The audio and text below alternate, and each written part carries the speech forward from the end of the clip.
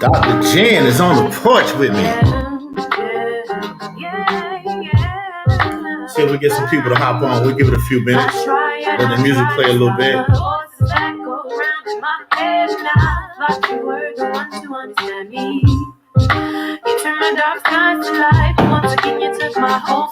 When I was at the graduation today, Google was playing like 80s old school. It was fun. His parents and grandparents are grandparents and parents. Good thing kids graduate. For those that are on the porch, I actually have on a shirt. And you probably don't recognize the Greek letters. And that's because it is an organization that I started at Southern High School back in 2006 for young men, a leadership program. We call it a high school fraternity. Chi Omega Lambda, CQ. I have a lot of guys, the beta chapter, the second chapter is at Hillside High School, and they were graduating today, so I wore this shirt in honor of them. It's got the founder on it, and where it originated, Alpha Chapter, Southern High School. So, it's been a good program. I've touched a lot of young men, helped them get through some rough times and excel in life, and I'm pretty proud of that. I'm proud of each and every one of them, no matter what they're doing, as long as they're not in trouble. Yeah, so, and shout out to Lambda Zeta Chi as well. That's their sisters. You know, that's their sister organization that was started before them. So it's been real good. It's been real good. It actually was started by a Delta. Yeah. Well, you might be interested in knowing that research shows having an African American male teacher in particular increases every good thing for Black students as well as non-Black students. Oh, we got people hopping on now. Oh, my sister said great. I see you, Jocelyn. What's going on? She's a senior vice president at Clinton College. So they're doing some good things. They got 50% tuition right now. If you know anybody trying to go to college, all of y'all that's watching, make sure you get in contact with Jocelyn Biggs. You see it right there. She's on Facebook. She's taking care of all admissions. So please get with my sister. Let's help some kids, especially some kids that look like us, get to a HBCU and get an education. I want to shout out June 19th from 4 to 7 p.m. here in Durham at 1010 Martin Luther King Parkway. They're going to have a Juneteenth pop-up shop. So we got to make sure we get involved with that Juneteenth. I also wanted to let people know that the Soul Picnic is coming back. The Soul Picnic will be back this July 24th, and it'll be out at Seven Springs Farms and Vineyard out there in Warren County. There's been a lot of stuff going on out there, so tell your friends and family to participate. If you know anything about the Soul Picnic, Dynasty 5 used to do that back in the day, and it was real live. This past weekend, I got to give a shout out to my frat brother, Love McCune. Love McCune. If you follow him on Instagram, it's Love, Love, McCune, MCCUNE, and his family. If you follow him on Instagram, it's Madcune, MADCUNE. He does a lot of excerpts and uplifting of Black men, Black family on his site. It's always entertaining. He's a good dude. He was down here on this past weekend, and he also had a friend that was from Philly, Shahid. Shahid's daughter is in high school, middle school. I think she's maybe ninth grade, but she started her own business. She has all natural skincare products. And you know, I'm all about entrepreneurship. So, and let's support this young lady. Her site is www.summer, it's Sumrose, SUMMEROSE.co. And you can find her products there. They're very reasonably priced. And the name of her business is Summer Rose, but the website it only has one R. So SUMMEROSE.co. And shout out to Shahid.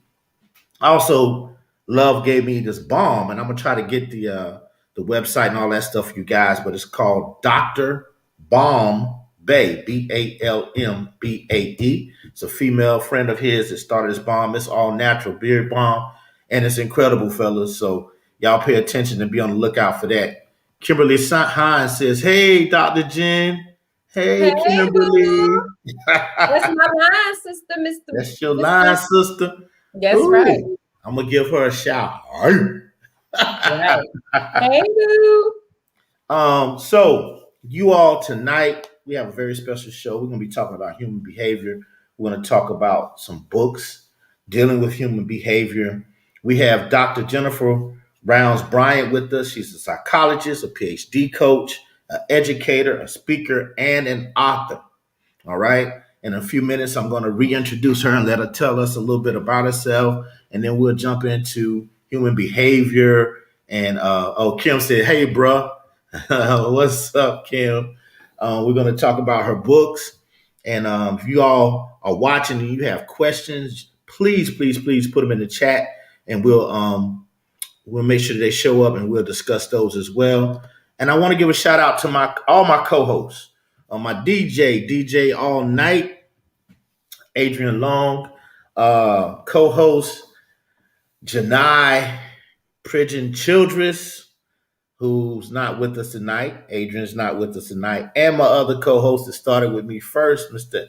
Eric Salim, who's not with us at all tonight either. So I'm carrying this show all by myself tonight. Wayne Mitchell, what's going on, my brother? I see you out there. Greetings to all. Is what you're saying, my man. All right. So without further ado, Dr. Jennifer Rounds-Bryant, welcome to Front Porch Discussions.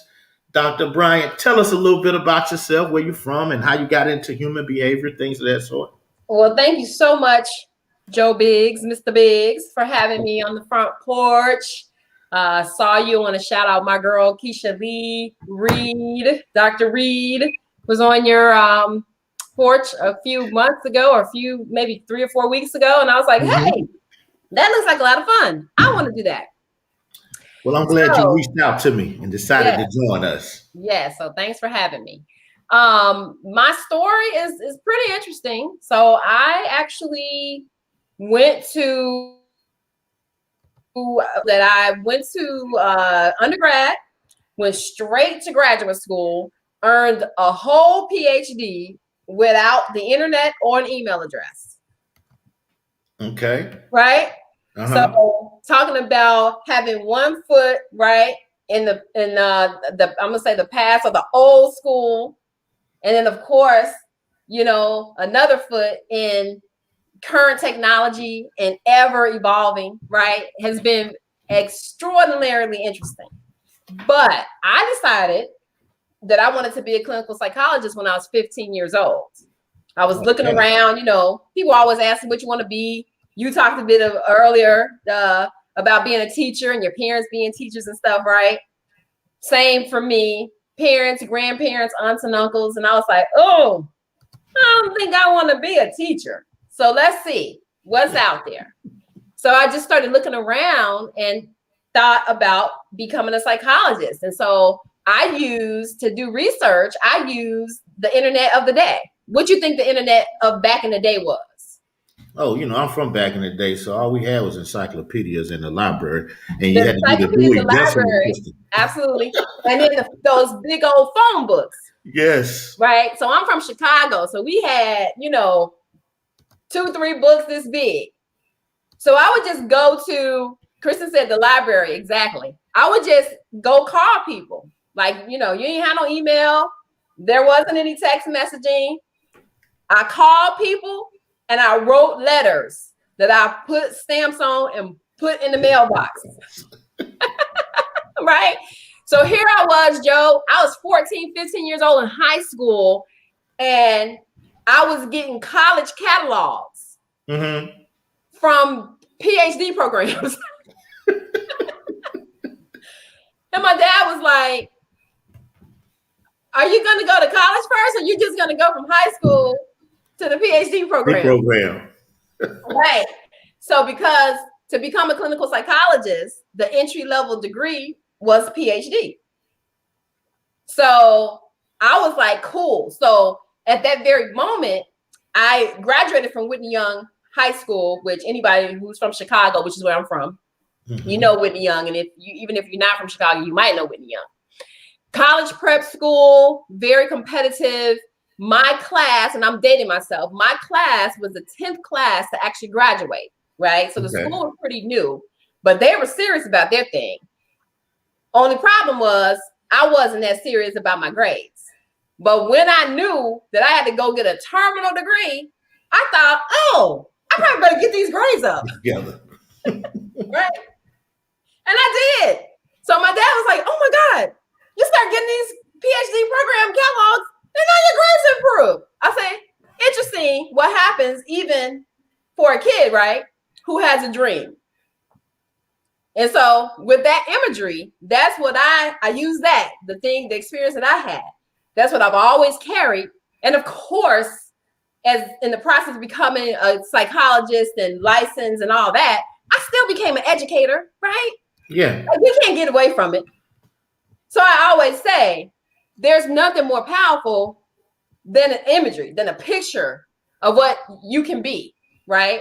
So that was my experience. I graduated from Northern Illinois University, decided I was tired of being cold. So I trotted on down here to UNC Chapel Hill, went and got my master's degree along the way, graduated 5 years later. I was like 26 years old with a PhD. That's great. Yeah. That's great. Yeah. That's great. I'm still debating on if I want to go back and get mine or not. And I'm fighting with my sister for her to go and get hers. So we'll see. Oh, well, y'all should do it together. Dr. Jen, But I'm an educator and I teach students and I help with education, but I really have a dislike for school. Well, and I was going to tell you, Joe, keeping it 100, or as my son said, my college son says, keeping it a stack. Yeah. Y'all are the worst students. Y'all are hands down the worst students. I guess when they say doctors or physicians are the worst patients. Yeah. And I tell y'all that. So my students for whom I am there, because I'm a dissertation chair, and then I also coach on the side. So I work for university where I'm the boss, I'm in charge. I also work where I do clients on the side, right? I tell both sets, y'all are the worst students. Y'all educators, y'all professional educators who y'all know that's what y'all went to school for, is to learn how to teach folk how to do stuff and how to learn. Y'all the worst. I can't stand it. Well, I didn't have the best grades coming out of high school anyway, and then going into corporate America, and then I told you my story. Then I came into education. But the good news is, Joe, here's what I'm gonna tell you. Y'all doing it. Y'all horrible students, but y'all are finishing. Y'all getting in there. You're getting that extra education, that higher level of education. You're inspiring your people. Because again, if you walking around your school and you're Dr. Biggs, right? Yeah. Right. Just being Joe Biggs, right? You, like I said, research shows that everybody winning when there's an African-American male teacher in the building, right? Everybody winning. Yeah, I probably believe in that. Yeah. Right. Imagine this is what I tell people, not only you getting a higher level of education is going to have benefits for you, but it's also going to have benefits for the village, your community. And especially y'all sorry student educators, y'all impact so many, right? You guys are impacting 2, 3. How many students in your building? 300? Right now at Neal, it fluctuates. So we're always anywhere from 850 to right about 900. 100? Yeah. Good. Yeah. So you got 900 souls who will be elevated because you become Dr. Biggs. How big is that? And that's just this year. So it's just that 900. Then the next year is a new next 900. Yep. Right? So anyway, that's why I do what I do. Educators. Do it, Mr. Biggs. Do it, Mr. Biggs. So that's now, right. Dr. Jen, you have and your sister. Books, and I want everybody to see these books. And this first one that I'm holding up is handy behavior reference guide. The honeymoon won't last forever. 5 ugly facts about human relationship behavior. We'll get to that one in a minute. The next one is, as everybody can see, all right, 5 ugly facts about institutionalized human behavior. That's right. You know, our people are incarcerated at a high rate. Yes. So we can talk about that too. Yes. And then you got 5 ugly facts about human behavior in general. Yes. So now, I took a look at the books. I've done some reading in them, and I like the fact that the books are an easy read, first and foremost. You know, it's not a lot of what I would say PhD SAT words. Right. So it's for the everyday person. And then you don't go so deep. You pick 5 important facts and you deal with those 5 facts only in each one of these books, which makes it very interesting instead of going all the way off here, all the way off there. So tell us, how did you get involved in studying human behavior?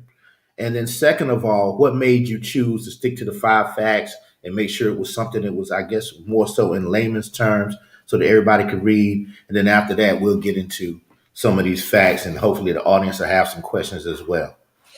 Yeah. So I, of course, becoming a clinical psychologist. So boop, boop, boop, boop. Eventually I did start getting catalogs from undergraduate schools. So I went to undergrad, obviously, right? Mm-hmm. Got a degree in psychology. So that's what I would say. That's when I started. But even before then, I was a community researcher and I didn't know it. So I would take these informal polls from adults and my peers alike, even while I was still in high school.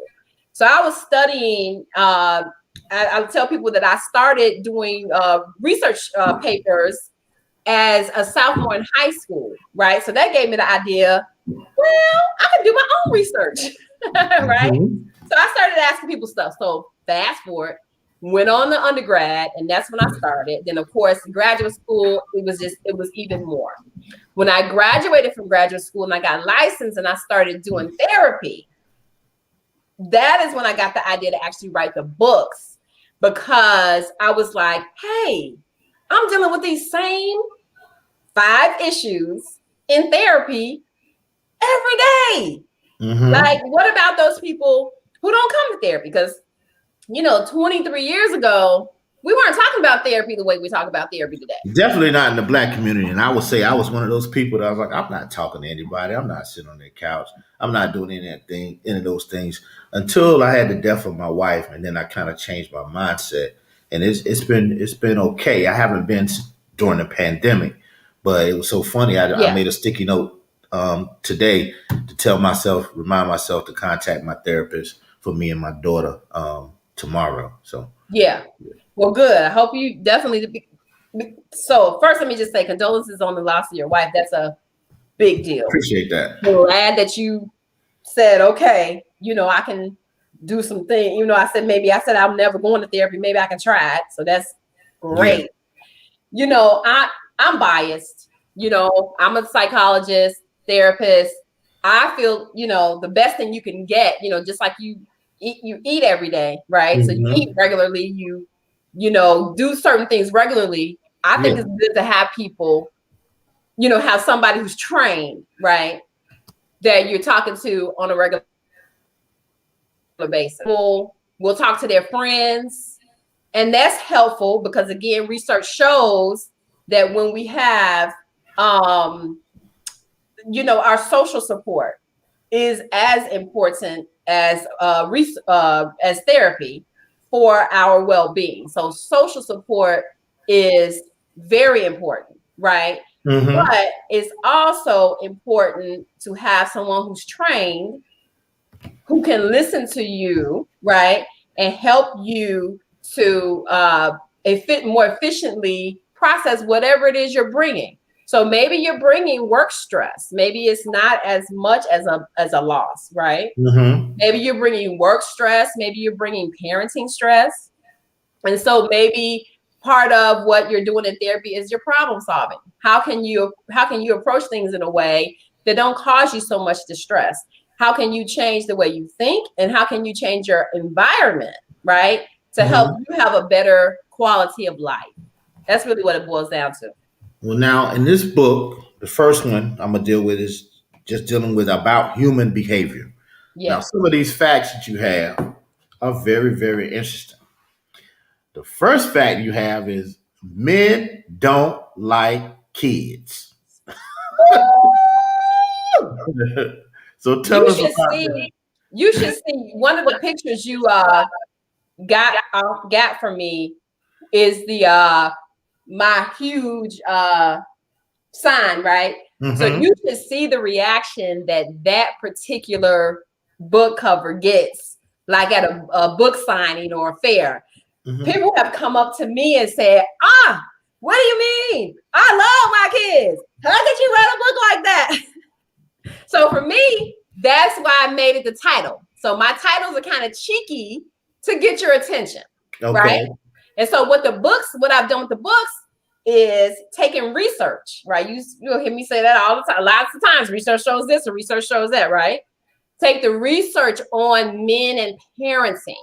And so I say to them, of course you love your children. Nobody said you didn't. You just don't like doing the work of kids. So men, by and large, right? You love your babies. You love your babies. Yes. I had a very consistent father, so I get it. You know, men, they're right there. But when it comes down to the work, when it comes down to, from little, right? Mm-hmm. Bathing and changing diapers. Now, of course, all right, there are, there are exceptions to everything. So I'm coming straight down the middle, straight under the bell curve, right? In general, men will choose to allow the women, right, whomever they may be, the wife, the girlfriend, the mama, the sister, the whoever, right, allow the women to do the work of children, right? And it doesn't help, right? So especially with the little ones, and when children are getting the mindset about, well, who's a caretaker, right? Mm-hmm. It doesn't help that they're seeking out mommy anyway. Like they're having this love affair with mommy, and that can be hard to interrupt. And then if you get a mommy, and I'm raising my hand, like I am today, I have 20 and 23-year-old kids. I'm still the same mom, where I believe, my way is the best way, right? So you get the kid that's fighting for mom, and mom not giving you any room to figure out how to parent how you want to parent, right? Then it can be easier for the dad to just say, you know what? Y'all had it. Go for it, right? But what happens is you get this, and it's so painful to me, Joe. It's so painful. Because what you get is no restaurant openings on Mother's Day, right? Yeah. And then what you get on Father's Day? We get a pair of socks. Well, you get a pair of socks, not only that, but not only is the restaurant clear, you can get a whole section to yourself. Yep. Right? Yep. You can get a whole section to yourself on Father's Day. And it's painful, because the whole point of me writing this particular chapter is to say, dads, y'all got to get in the game, because especially when you right there, right? Go ahead and get in the game. Go ahead and pull your sleeves up and get messy.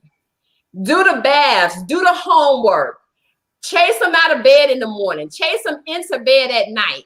Do all the little stuff, because when you do, your child's everything, their brain, their social status, their mental health, like they're going to be anxious or depressed, their everything needs your special touch. They need dads. Most of the time, mommy is the nurturer, if you will. Yeah. They need dad's roughness if daddy is rough.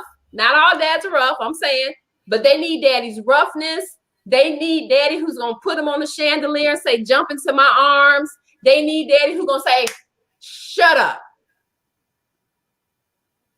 Right? Shut it down. They need daddy. They need all of that in order to grow into a well-rounded being with good mental health and have that close, nurturing, not just, oh, let me call mama, but oh, let me call my daddy and see what he thinks, right? But a lot of dads don't have that because y'all not giving the baths at 2 and 3 years old. It links all the way back to there.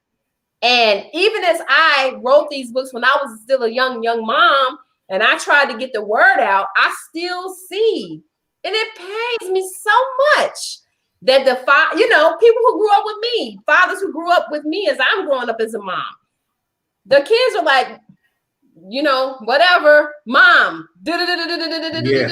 oh, hey, dad, or if, hey, dad. And it's like, dude, come on, this is so avoidable. Go ahead. I noticed, I was involved and I would do baths and things of that sort. But, once my wife passed, that transition, that change has been something. Yeah, you didn't realize what she was doing, did you? Hey, and the fact that, I was more the disciplinarian and the stern one. Mm-hmm. She was more a buffer and more. Mm-hmm. So now my kids don't even have that. Yeah. And for me to try to play that role, but it also be how I am. Yeah. It's been rough on me. It's been rough. Yeah. It's been a transition. It's been a transition. And at one point, I swear I didn't think they liked me. My kids hate me. Yeah, and that's okay. They don't talk to me. They hate me. Yeah, but we're getting better now, so that's been good. Now you also have on here, and I'm gonna just try to put 2 facts from each book. Okay. This one interests me. I will read all the facts for everyone, but I'm gonna point out one specifically. The next fact she has is family members support alcohol and drug addiction. You have people do not change other people. Domestic violence is an equal opportunity killer. And then people ruin their own lives. That's what I want to talk about. People ruining their own lives. Yes, that is one of my favorite chapters. And that is the one I spend the most time with in therapy. People come to therapy. They want to talk about their parents, their spouse, their kids, their boss, right? Mm-hmm. Everybody tripping or whatever, causing me stress with no idea who is the number one cause, right? Who is central to all of these experiences, right? And so while it is true, right, we live this life, we go through this life, and people and experiences happen to us, right? Mm-hmm. It is us. It is the decisions that we make, how we react to people and circumstances, and what we decide to do about our decisions and our circumstances that play the most part in the ruination of our lives. So, for example, like you said, hey, when I was younger, I didn't believe in therapy. Then my wife died, and I was like, oh, let me think. Let me go see, right? You didn't say, oh, I'm guessing you probably didn't say, you didn't go from being a non-believer to a true believer without some steps in place. Yes. But at least you said, okay, let me see, right? And that is the number one way for us to move away from doing things that don't benefit us, okay? Period. From doing things that don't benefit us, that then leads to the ruining of our lives, to moving to having a better quality of life, is being open to the idea that the way I think about something or the way I do a thing might not be the best way to think about or do this thing. So let me try. Let me see. Right? Just like me. Imagine if I said, I got all the way through a PhD without an email. I don't need no email. Right? Where would I be freaking 23 years later without email? Yeah, you'd be lost. Listen, lost, disconnected, wouldn't be able to work, wouldn't even be able to have a job if I'm like, nope, I ain't doing email. Look, send me a letter in the mail if you want me to know. How dumb is that? But people live their life like that. They say, well, this worked for me when I was a kid. Well, ma'am, you were a kid 45 years ago. Mm-hmm. What is still happening 45 years later that's relevant to what you were doing 45 years ago? When it comes to parenting, for example, we'll have parents who say, oh, my kids are so bad, right? I don't know how to get them to do what? What do you say? Well, okay, well, all right. Well, what are you doing for parenting? Well, because my parents were so mean, I decided I was going to be my kid's friend. Sir, where does it say that being your kid's friend is going to help? Forget you, right? Yeah. You're ruining them, sir. Yeah. Right? And that's fine that you say, I'm going to try, but you try and your kids running over you. Of course, they're acting crazy at school because if they're running over their parents, right? What they doing at school? No, they're going to do the same thing. Listen, they jumping off buildings, somersaulting off the lockers. They doing all kinds of stuff at school. And so it's like, okay, because some people say, well, there's no manual. There's no definitive, right? But you can look and see what's happening. Your kids are completely out of control. So maybe your stance of, I'm going to be my kid's friend. It's not working. That ain't working. It's not working. It's time for something new. Right. So let's try something else, right? And so that's what I'm talking about, is that we make decisions that we hope will. And again, you just live in life, right? So you're going to make decisions. But you got to look at the consequences. If the consequences that you're getting for the choices that you're making don't line up with what you want for your life, then you got to say, hey, I'm going to have to do a different Change something different. Well, I call that insanity. Doing the same thing over and over and getting the same results. Yes. It's time. But won't we do it, Mr. Biggs? Won't we? We will do it. Won't we do the same person as a partner? Won't we go from job to job that we hate? Yep. Talking about I gotta work, I gotta eat. Well, there's different ways to do that. And so sometimes people what you'll find out is that people get addicted to their story. Mm-hmm. You know, I'm being mistreated becomes their calling card. And so you look at them, usually people get frustrated, right? Your friends who always complaining but won't ever take your advice, right? Yeah.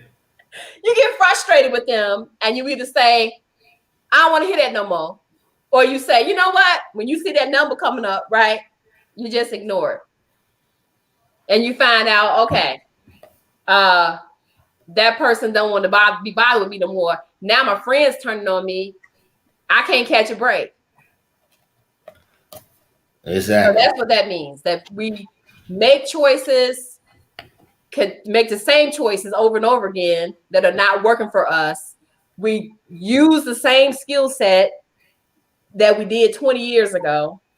Or, you know, like we talk about, say, parenting, for example, there are a lot of things that I'm doing differently than my parents did with me because times have changed. Right? Yeah. But they ain't changed that much. Right. As much as they change, things have stayed the same. So there's some things that need to still be in place. Right. Although times have changed. So right. Yeah, I hear a lot of people say that all the time. Oh, you know, kids are different today, so it's still a child.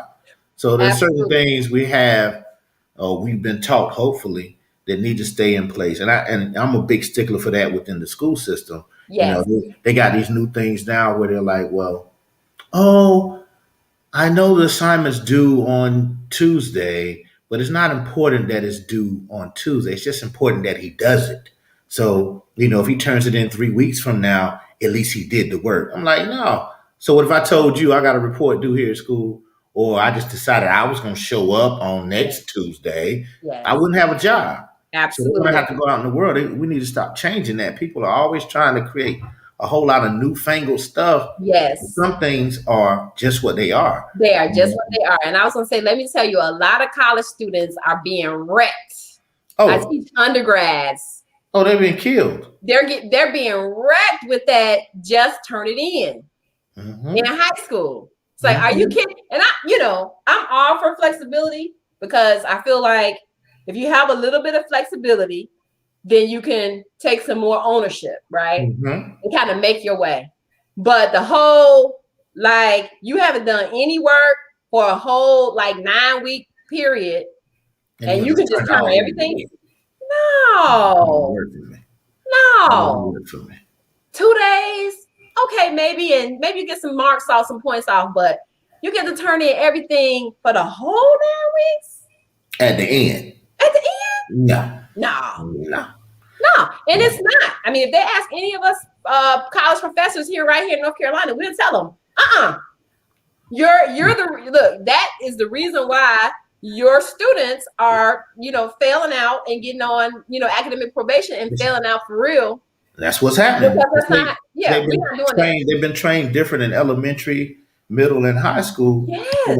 Just like with middle school, you can forget anybody flunking anything in middle school. Nobody's going to be held back. I don't care what it looks like. I don't care what your EOGs look like. I don't care what your classroom grades look like. I don't care what your behavior's like. They're going to pass you along. Right. And I think that's a disservice. When we came to school, that was the thing. Everybody was looking, okay, it's the end of school. You get your report card when you were home. You're like, pass. Woo. That's right. That's and then you get to school the next school year, and you're looking around, and you saying, okay, now the 8th graders are moving. I'm with the 8th graders. Tommy got to stay. You flunked. Tommy didn't do what he was supposed to do. But that's not the case now. Everybody. It's not the case. What happens is, and what's interesting, I'm a motivated student.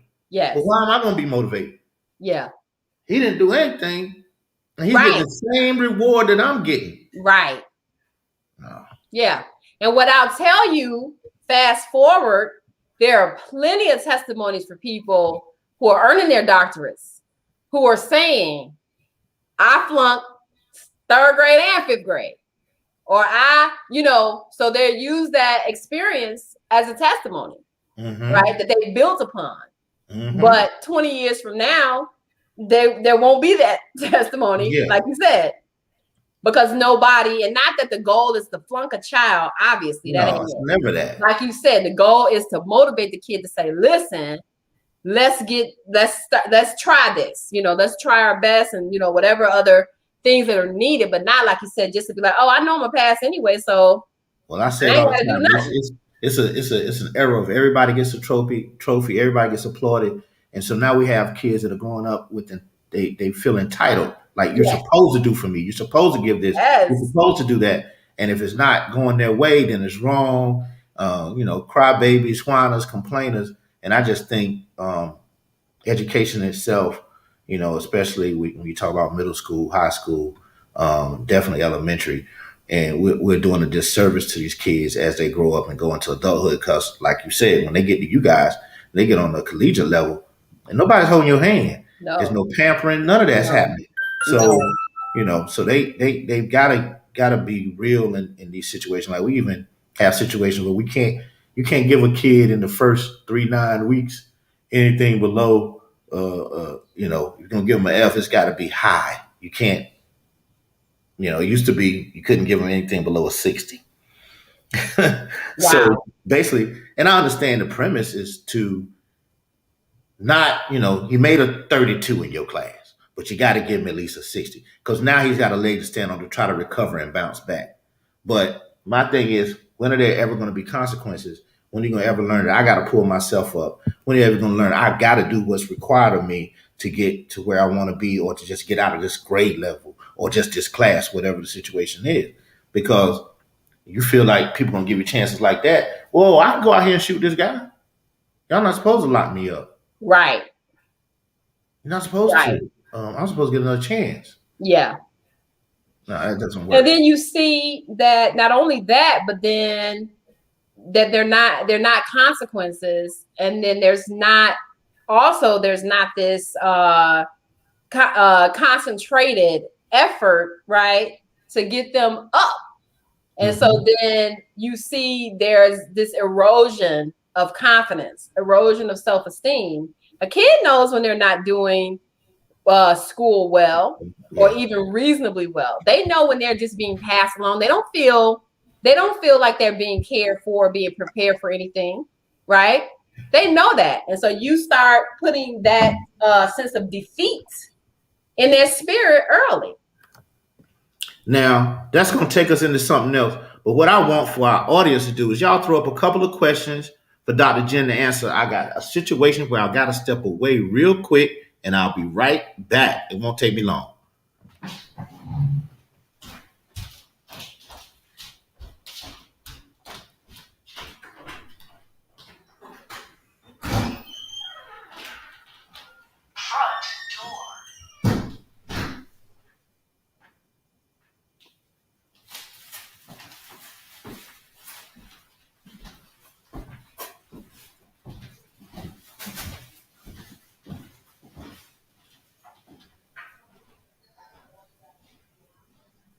Young lady, her, well, I gotta step away real quick, and I'll be right back. It won't take me long.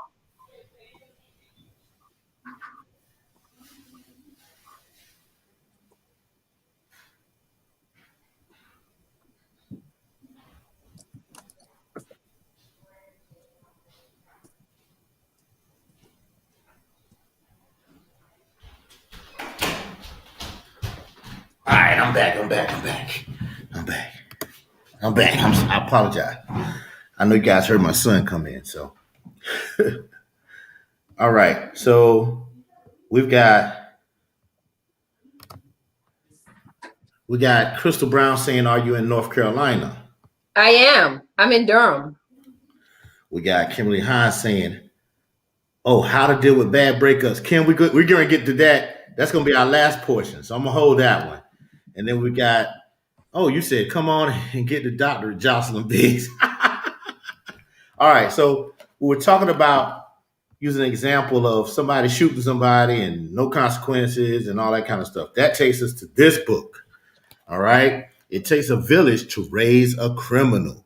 Yes. 5 ugly facts. And the facts that you have in this book, and I'll read them all, and then I'll just pick some that I like. Unless somebody in the audience hears something, y'all just let me know. Fact 1, education. Some children are deliberately left behind. I like this book. Mm-hmm. Child welfare, helping and hurting. The role of foster care and welfare programs in raising criminals. All right. The education one was the pivotal role of school failure in raising a criminal. Fact 3, ugly fact number 3, mental health. Mental illness can be criminal. The role of untreated mental illness is raising criminals. Fact 4, juvenile justice, finishing school for criminals. The role of punitive juvenile justice strategies in raising criminals. And then fact number 5, faith community, breeding ground for juvenile delinquency. The role of refusing to respond to abuse in raising criminals. Okay. So the first one I want to deal with, let's deal with the education. Education. Some children are deliberately left behind. And then let's deal with juvenile justice, finishing school for criminals. Let's do those two. So let me say this, Joe. One of the things I've done as part of my career, like I said, I've done a lot of different things, is I have worked within the federal prison at Butner. Okay. And then I was the clinical director for addiction treatment for the whole Department of Correction in North Carolina. So my stints in federal prison and state prison, it was notable to me. I was amazed at the number of people of color who were incarcerated. Mm-hmm. And I said, there is no way that this disproportionate incarceration of Black and brown people is by accident. There has to be a very well-developed structure. Now, again, I grew up, like I said, in Chicago in the hood. And so I was living some of those things, but I wasn't necessarily aware of the infrastructure, right? So I went to the literature. And the first place, the research studies, the first place I went was the education research. And I found that there's plenty, when I went to do this, there were 40 to 50 years of research where educators had documented how the education field plays the leading role in the prison pipeline. Mm-hmm. So I'm talking about, it is not a secret in the education world, right? They don't try to cover it up.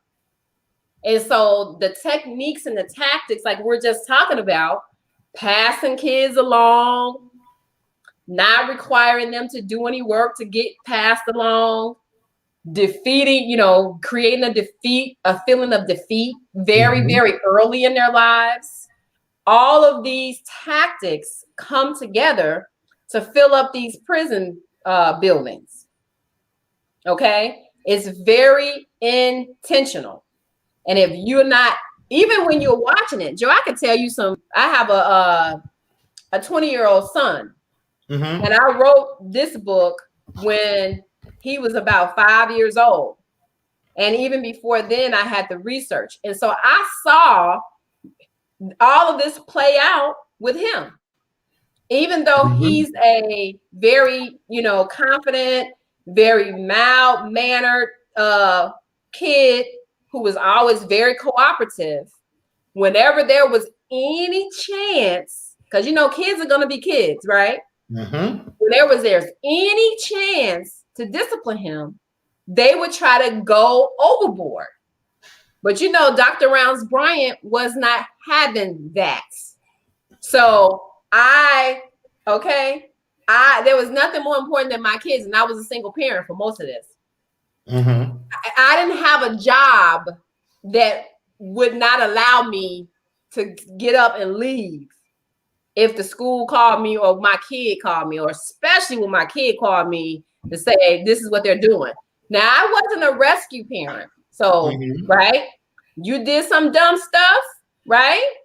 Then you're gonna do your time, but you're not gonna be overdone. You understand? You're not gonna get suspended for 10 days for some stupid remark you made for the first time this whole school year. You ain't gonna get no 10 days suspension. Now, you can serve a day on in-house suspension, because you're gonna get your consequences. But you ain't doing 10 days of out-school suspension for what? Let's look at these policies. Let's look at da-da-da-da-da.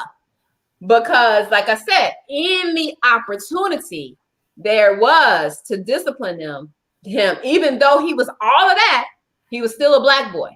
Mm-hmm. And the system says, this is how you over-discipline the Black boy.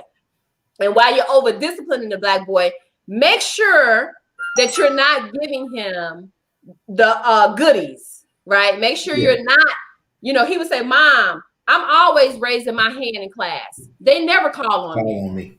I always have the answer. So you look at his work and you ask for 3 paragraphs. He gave you 5. Very well done. And he gets a C. Let me see what the other kids got. Because he done gave you 60% more than what you asked for. Right? And it's a C. So not all. He had some great teachers too. He had some great experiences. But he had enough experiences to be able to say, for example, he was a whiz kid at math, right? He was a little lazy. So the school decided to put him in remedial math all through high school to such a degree that he had to take a remedial math class in college. And he's a freaking biology major. How does that work? Now, what happened for me, this happened because, number one, he was a little lazy, right?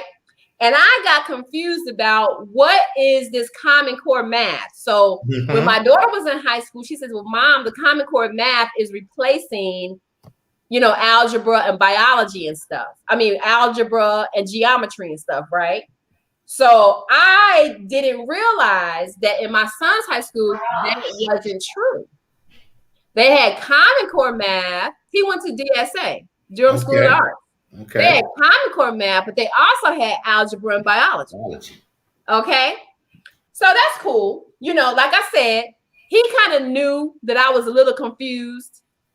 But the point is, the school knew that he should have been in that algebra and biology. But because he was a brown boy, they said, oh, we're going to keep you over here in the remedial math, which is what it ended up being for that high school. Does that make sense? Mm-hmm. And so he then, of course, because he took the remedial math, he didn't have a high score on the ACT. Mm-hmm. So he's a junior now at ECU, right? But he had to take the remedial math that at the community college, right? In order to then transfer into the math. And of course, that remedial math wasn't nothing to him. Yeah. You understand? But that's what I'm talking about. Like, the system is so big, right? And so determined to keep these brown and black boys and girls now too, right? Coming in, filing in to the prison setting, right? That the ones who shouldn't get caught, right? Who are privileged enough where they shouldn't get caught, if I can use that term, they still get caught anyway. Because the net is so tight and it's so successful that folks that their target gets caught with great success, right? And even people who shouldn't necessarily be in that net.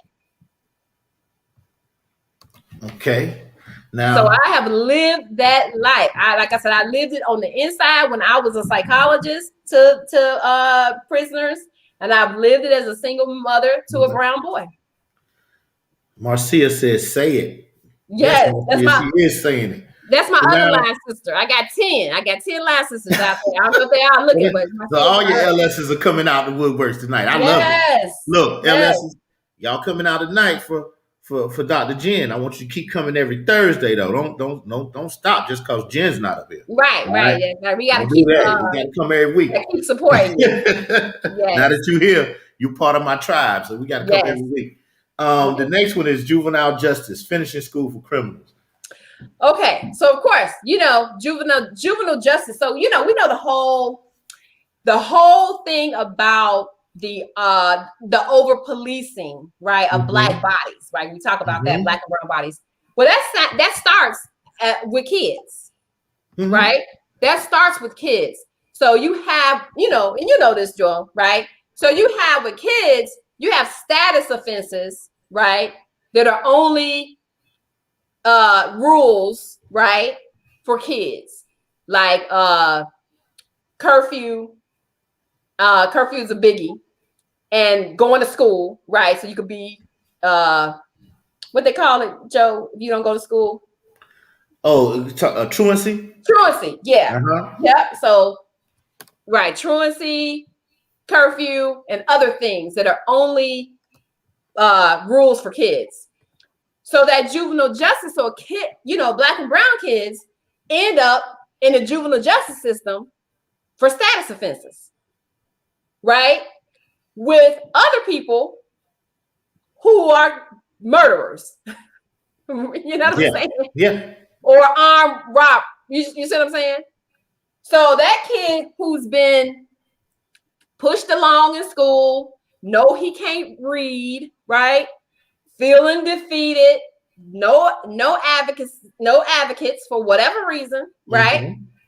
Who then goes to juvenile justice for what? Truancy, right? I ain't going to school anyway. They don't want me there, right? How many times have you heard that? Yeah. Will then get to roll up with some folk who really doing some things. Like, oh, gets that exposure.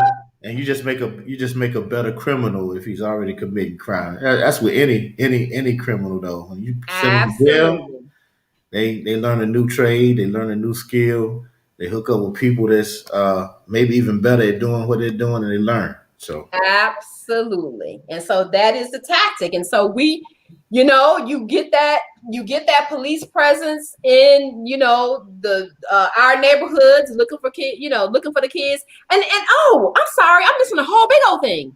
I forgot. The police are in the schools now. Oh yeah. Yeah. So what used to just be, Joe, fisticuffs, right? You know, like I said, I raised a son. Listen, I seen my boy throw up fists with his best friend because they just gotta fight it out. Like, Mom, we gonna be in the backyard. Don't look out the window. We got some business to take care of. You know what I'm saying? Now we fought. We can be friends again, right? But we got to get that energy out, right? What used to just be that is now a crime. Going back to my son, he was doing some stupid stuff with his best friend, but best friend happened to be white. They wanted to suspend my child for 10 days and try to get the boy's parent to bring assault charges against my child. The mama was like, that boy be at my house on the weekends. I ain't bringing no assault charges against him. Why would I do that? But that's my point. So now the officers are in the schools. And so, well, you know, there's been a big debate. There's been a big debate with that, and my son is on the side of removing them from the schools. Absolutely. He said there needs to be more mental health intervention. Yes. I won't say that I think they should be removed from the schools. Here's what I think, Joe, honestly.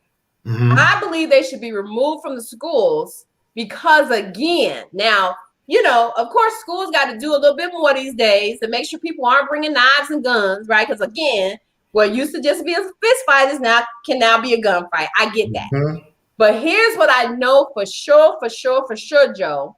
Y'all know, administration, y'all know who your bad apples are. Yeah. You don't have to punish every kid for your 10 bad apples. You got 900 in the building. Joe, you probably got 30 bad apples out of that 900, don't you? It might even be that many. Okay, that's my point. So not even 5% of your children are bad apples. But education and districts make it so hard for you to kind of remove those apples. Right. But they need an education too. And listen, Joe, I don't want the apples removed. I want y'all to monitor those apples. I want you to monitor those bad apples. I want you to know where they are and what you're doing. Joe, I want y'all, for real, I want y'all to terrorize those apples like our parents used to do us, right? My mama would look at me and say, I know what you're thinking. I know you're talking back in your head. Keep talking back in your head, and I'm going to knock your head off. Joe, I didn't even say nothing. Yeah. But I'm being threatened because she was a kid, right? So she know I'm saying all kinds of stuff. Where you get, fix your face. Fix your face. You looking at me like that? For real? You gonna whoop me? No, you're not gonna whoop me. So that's what I'm saying. Parent those bad apples, Joe. Parent those bad apples old school. How many people said, I asked my aunt, this is hilarious. My aunt is 80 years old, Joe. She had her first child, 80 years, 50 some odd years ago. She had her first child when she was married at 23. And she grew up in Mississippi, right? And I said, ooh. I said, you were just a baby. But I said, but you were kind of older to be having a baby at 23 that long ago, right? You know what she said to me without even thinking, Joe? Didn't catch a beat. She said, my daddy would have killed me. He said, I'll kill you dead. And I was not going to test that. Yeah.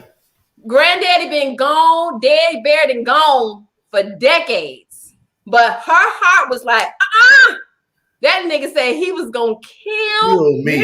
And I was sure that he would. So I waited till I got married and then I had a baby, but I couldn't even be a teenager being married. I had to wait till I was good and grown. So that's my point. That's parenting. Now, again, I'm not saying that y'all need to be threatening the bad apples and talk about you're going to kill them and stuff, right? Right. But y'all, come on. You can't outsmart, figure out how to deal with your 30, your 20 bad apples out of 900 kids. Parent them. Give them an education. take away the need to be acting out. So that when one of your other 870 decide they just need to fight, because that's what boys do, or that's what girls, whatever, or you hunch me, I hunch you, whatever. The kid ain't getting a case for assault. Yeah. Because your other 30 bad apples need the police, ostensibly. Yeah. You don't need the police. You don't even need the police on the 30 bad apples.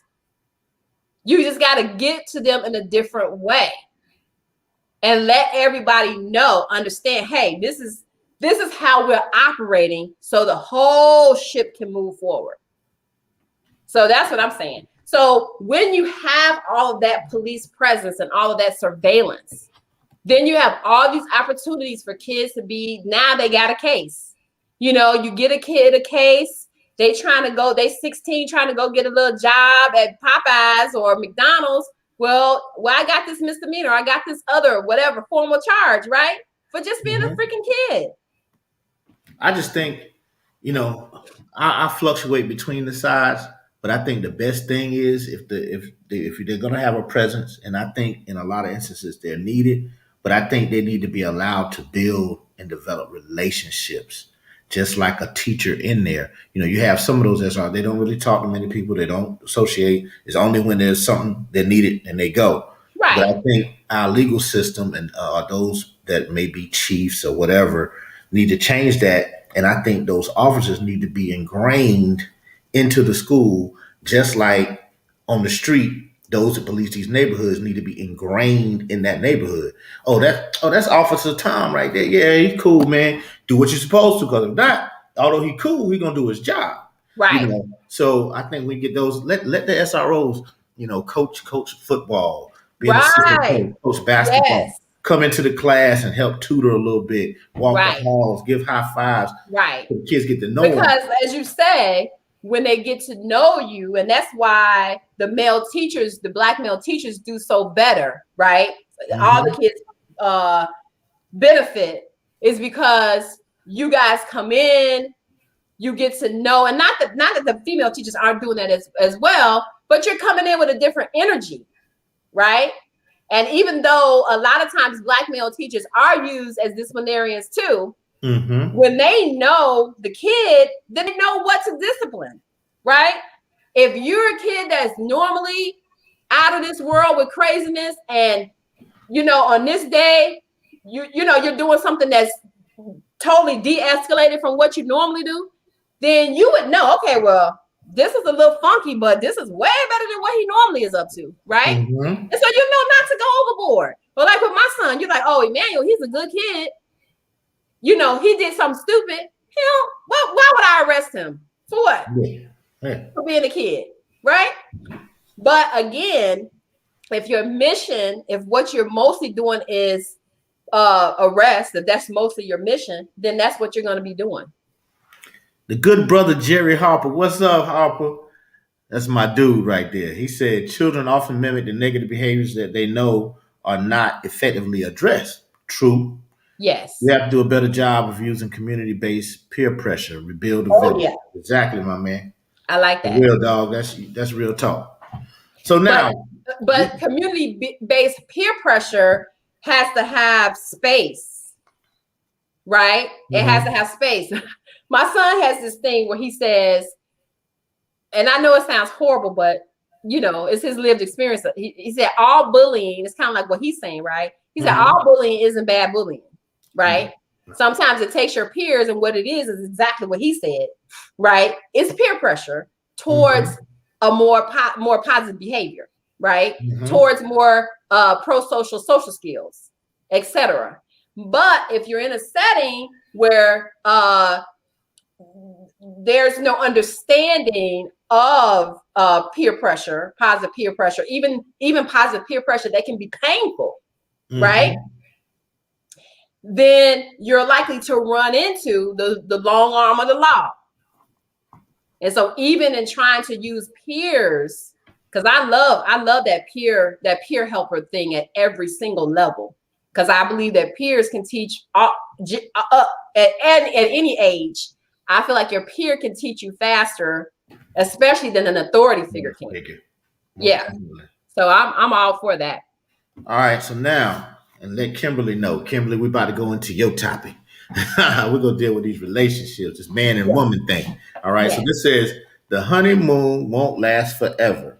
And then the 5 ugly facts are the honeymoon won't last forever. Research tells us how to keep passionate love alive. Fact 2, sex is the first thing to go. Research tells how to keep marital sex alive. Number 3, people are who they are. Number 4, relationship baggage can be deadly. And that's what we're going to talk about. That's one of the ones we want to talk about because Kimberly posed that question. What do you do after a bad breakup? So we're going to use that one. And then babies ruin marriages. Research tells how to baby-proof your marriage. So we're going to deal with the relationship baggage. And then I want to deal with sex is the first thing to go. Let's talk about those two. Yes. So to talk about, say, using Kim's question about a bad breakup, and this one also ties into the people ruin their own lives, right? Mm-hmm. And also it comes into people are who they are. So all of this comes into the baggage space, right? Because number one, when we're in relationships, so the biggest thing about being in a relationship is really understanding that the only person that we can control in a relationship is ourselves, right? Mm-hmm. That truth is lost on a lot of people. People think that they can control other people through all kinds of things, right? Through sex, through the silent treatment, right? Mm-hmm. Through domestic violence, through isolation, all kinds of stuff.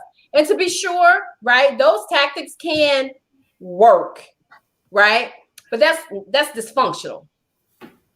That is not a functional relationship.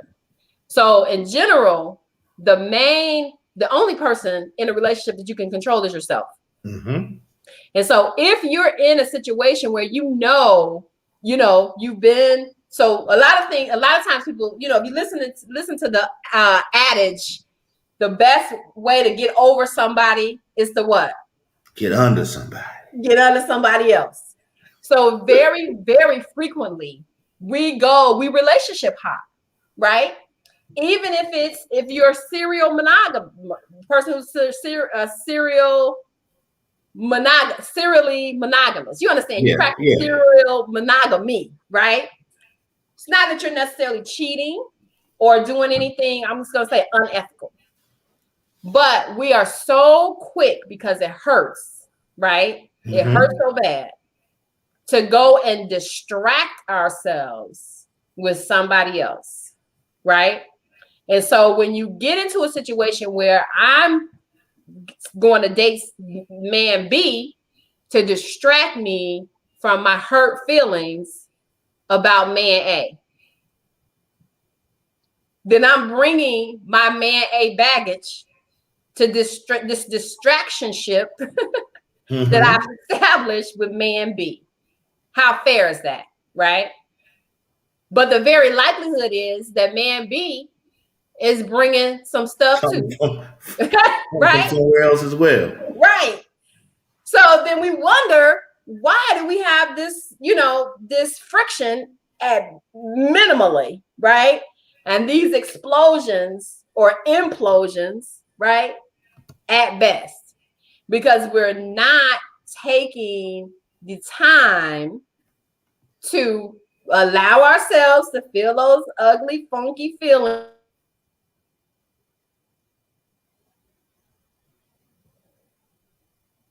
Uh-oh. Dr. Jane, you froze on us. You froze on us. Hello.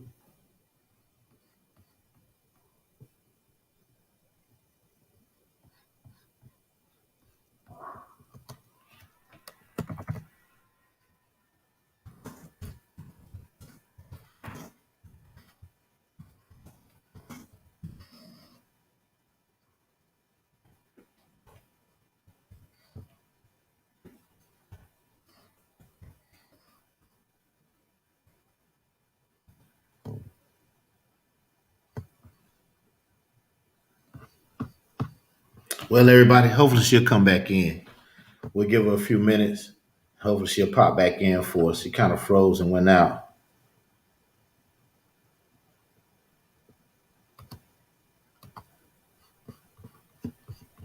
Well, let's try to end this broadcast.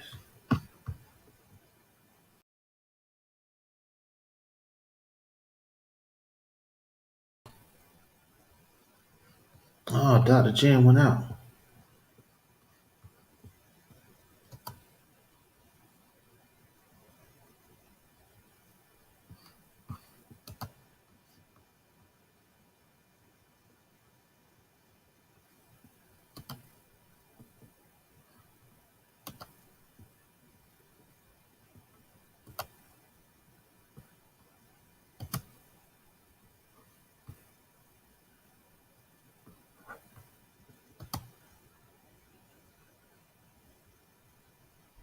Okay.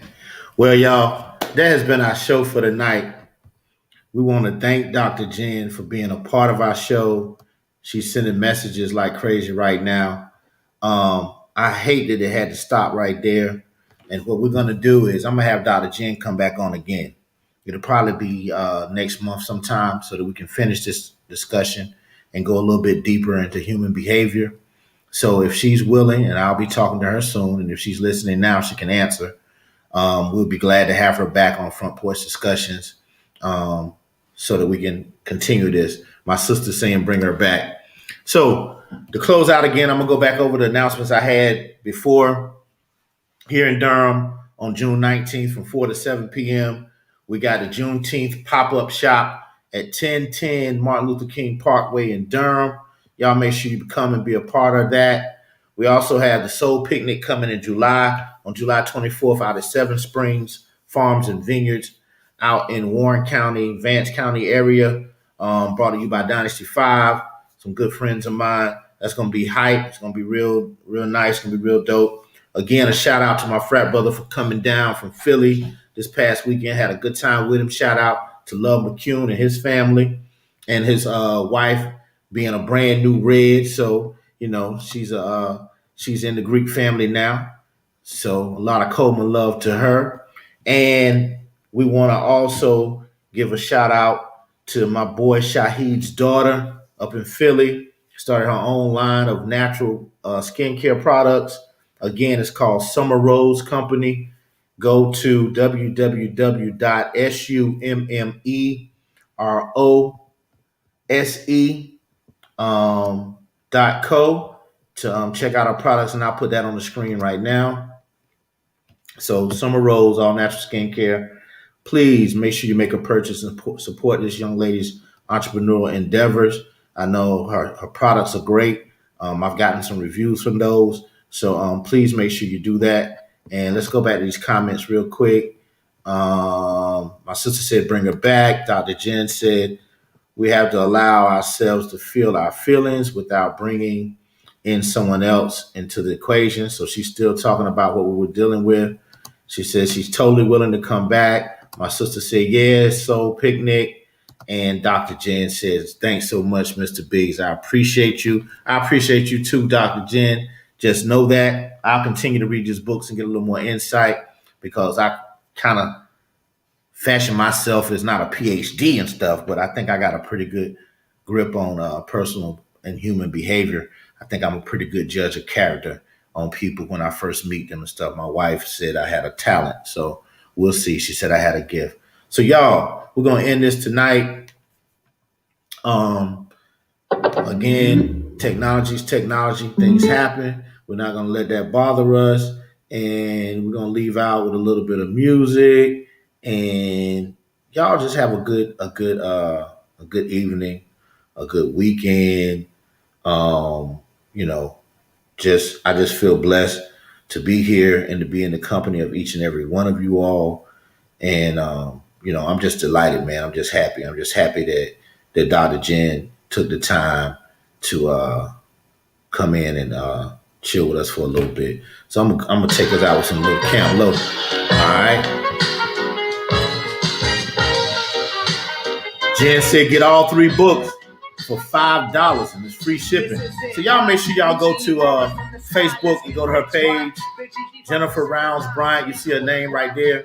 Just look her up on Facebook. Find out where and how you can order those books. Once again, she said 5 books for $3, and then she's got her information here. Please cash at me at $pay Dr. Jen and include your address. Okay, so y'all make sure you do that. My sister said, have a good night. Marcia says, thanks, Mr. Biggs. I'm going to give a big shout out to all the Deltas up here. Much Coleman love to you. Much Coleman love. My sister's an AKA, so she's probably having a fit about that right now, about me saying that Coleman love. But it's all good. We love her too. All right, we love the AKAs. I love my mom. She's an AKA. Shout out to all the graduates, the high school graduates, the college graduates. Definitely to the Cow Maker Lambda guys at Hillside, y'all. Big shout out to y'all. I appreciate all y'all young men doing good things, prospering in life. Keep striving for your goals and dreams. And I also want to say a big shout out to all the Lambda Zeta Chi ladies over at DSA and at Hillside LZC. All right, so y'all do your things, and everybody, once again, I appreciate each and every one of you all. Please share the fact that we're here every Thursday at 6:15 p.m. on my Facebook page, my personal page, and on YouTube. Let's get those YouTube subscribers up, man, because we want to take this platform and make it as huge as possible. And hopefully I can go regional and then national. So Front Porch Discussions, y'all. Good evening.